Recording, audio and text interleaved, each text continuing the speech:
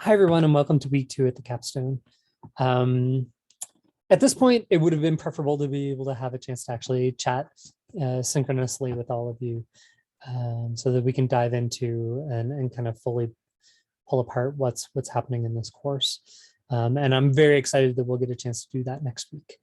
But our goal for today and this week is to really continue with the idea of how do we build a unit plan. So as a reminder, the unit plan is going to be template is going to be something that either is a dream unit that you'd love to teach or something that you are teaching or will be teaching at your internship this semester. The idea of a dream unit is kind of nice because allows you to think of something that you're really passionate about that you may not be getting a chance to consider teaching right now. But again, it's completely up to you. And so to do that, we're going to do a couple of things this week. We're going to dive into, now that you have ideas for your topic, probably, we're going to dive into the idea of, well, the big ideas. What are the overarching things that we need to think about to bring students' worlds into our math or science units? How do we make these connections? What are the big ideas? And there are two great readings by Wiggins from Backwards Design around the idea of what is a big idea. And what I want you to do there is I want you to kind of do a little bit of on your own, a free write, and thinking about those articles. And then I'm also going to ask you to think about your own dream unit that you're thinking about doing. What would be the big ideas? What would be the big takeaways? And then after that, I thought this would be a really important time for us to ground ourselves in some theory. And many of you who have had me before know that I'm a major proponent of universal design for learning.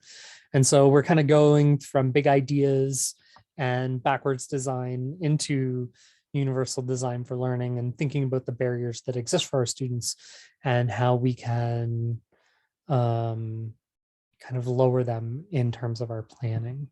And from that, I have a couple of things. I have just to read the Universal Design for Learning's guidelines from a fantastic group called CAST. And then I have a UDL at a glance video that's connected to our hypothesis group. And so it will show you the text on the left-hand side, and you'll be able to use hypothesis like we did in the other videos to annotate the videos to get a sense what are some of the questions that we may have. And then again, I just want you to kind of think about your dream unit. How does this all connect? What about your experiences with UDL? And then the last thing is I'm going to have you look at some lessons in the UDL exchange, which is also from the group at CAST. And then I'm going to have some reflection questions from that. And so the things I'm going to ask you to write about in Slack this week are a couple. I want you to write about kind of your experiences from reading about big ideas. What do you think your big idea for your chosen unit topic would be? I want you to annotate the video of universal design for learning to kind of think about how does this connect to my classroom.